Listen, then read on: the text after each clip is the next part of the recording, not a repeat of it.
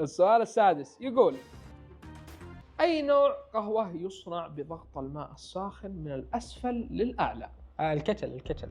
خلينا نشوف هذه اوكي. او الفرنش بريس.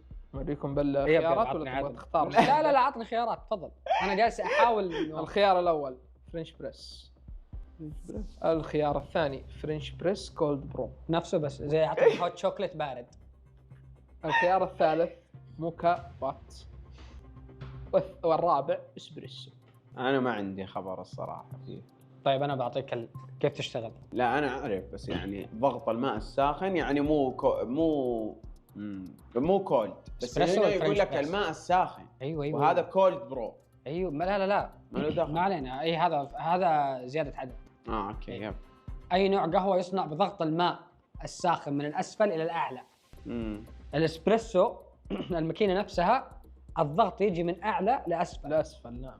معناته يا سلام عليك، معناته هذا ما هو الجواب الصحيح، لانه من اعلى الى اسفل.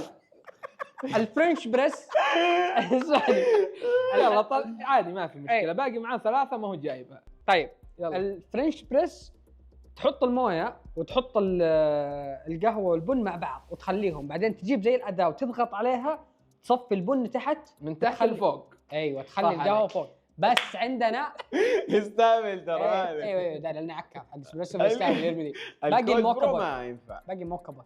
في نوع من انواع بس انا ما اعرف شو اسمه، تجيك زي الحاجه تحط البن والمويه تحت وتغليها فتطلع القهوه لحالها فوق. اذا هو الموكا بوت فهو الاجابه الصحيحه، بس انا ما اعرف وش هو. فانا اتصال بصديق.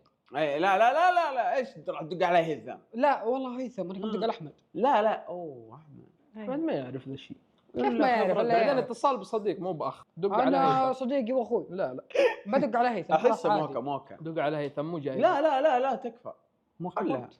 احسه موكا هو المنطقي بما انك شرحت. ايوه خلاص موكا بوت ثبت الاجابه. موكا. متأكدين؟ ثبت. اي موكا بوت ثبت الاجابه. قلت ثبت صح اي انت؟ ثبت. وهذا ثبت.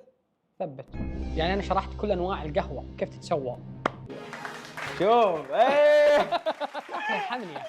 ارحمني ترى والله ما ظلميه عادي يا اخي اسمع، ما عندي لا مشكله. مالك عادي يعني. انا بصراحه اشوف انه تقدير. لا بديت اتوتر من الاسئله. لا اجاباتك كويسه يعني إيه؟ منطقيه عارف.